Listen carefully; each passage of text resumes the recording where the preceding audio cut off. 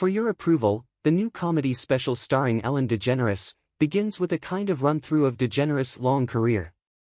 We open with a shot of DeGeneres in her dressing room, smiling wistfully as she looks into the mirror and sees, overlaying herself, a projected memory of her first appearance on Johnny Carson's Tonight Show. She smiles slightly at the recollection, then gets up to walk down the hallway toward the stage, seeing in monitors, as she walks past, clips from her 1990s sitcom, including her characters, and her own, coming out as a lesbian.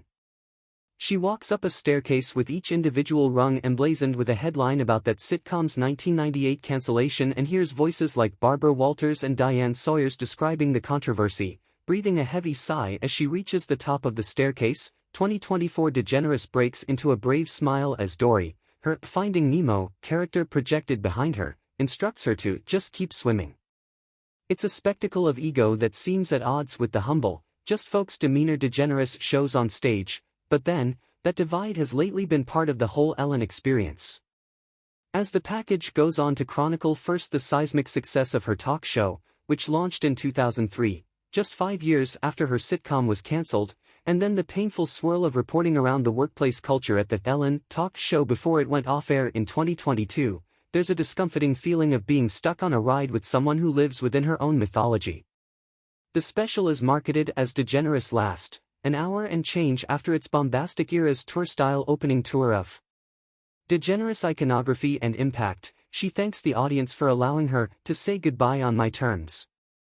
And suffice it to say that DeGeneres has a lot on her mind.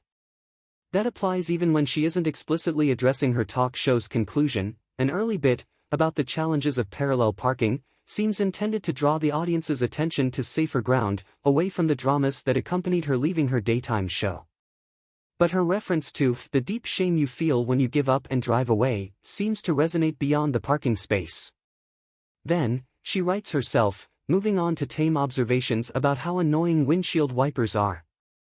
This, and, elsewhere in the special, musing about pigeons and butterflies' respective personalities, is the sort of thing for which DeGeneres has been known since her career's earliest going.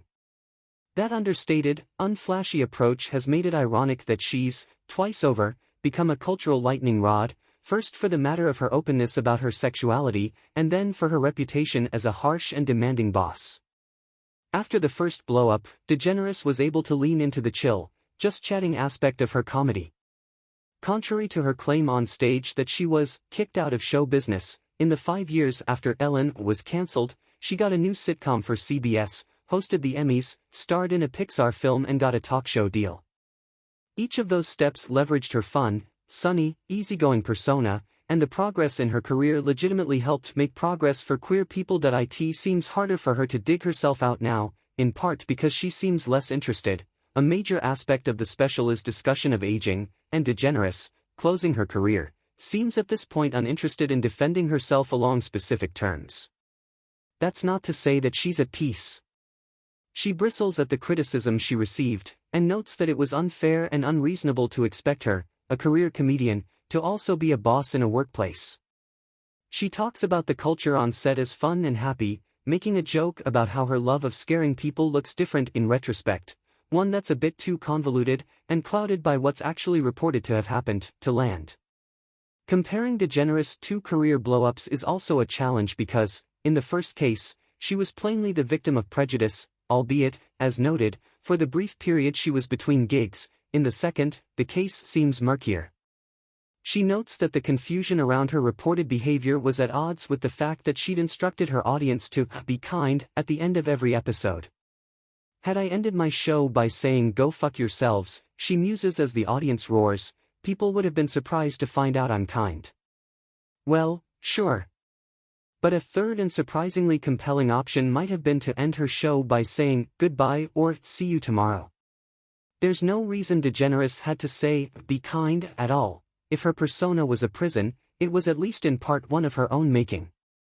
DeGeneres is on steadiest ground in this special when discussing the universally relatable windshield wiper humor just feels like time-filling, but DeGeneres addressing her mother's dementia, for which she is in a care facility, is carried across with evident emotion and mordant wit.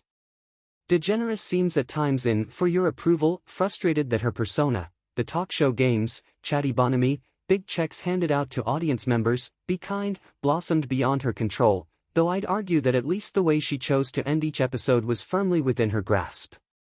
But inasmuch as the claim is true, it's because the Ellen DeGeneres who conquered celebrity culture and set the relentlessly, banally optimistic tone for the Obama era tended to obscure the Ellen DeGeneres who sees things so clearly. But, of course, the hardest thing to see is oneself. For Your Approval is executive produced by DeGeneres as well as by Ben Winston, the current chieftain of celebrity worship television. From James Corden's Late Late Show, to Hulu's The Kardashians, to the 2021 Friends reunion, Winston product tends to come so highly burnished that no negative impression can stick for long. In DeGeneres, Winston has found a subject for whom there is still, whatever she'd say about how she's been thrown out of the business, enough extant affection to give her power over her audience. Late in the special, DeGeneres lists her complications, culminating in the declaration, "I'm tough and I'm impatient and I'm demanding. I'm direct. I'm a strong woman." The standing ovation that follows is allowed to go on and on and on.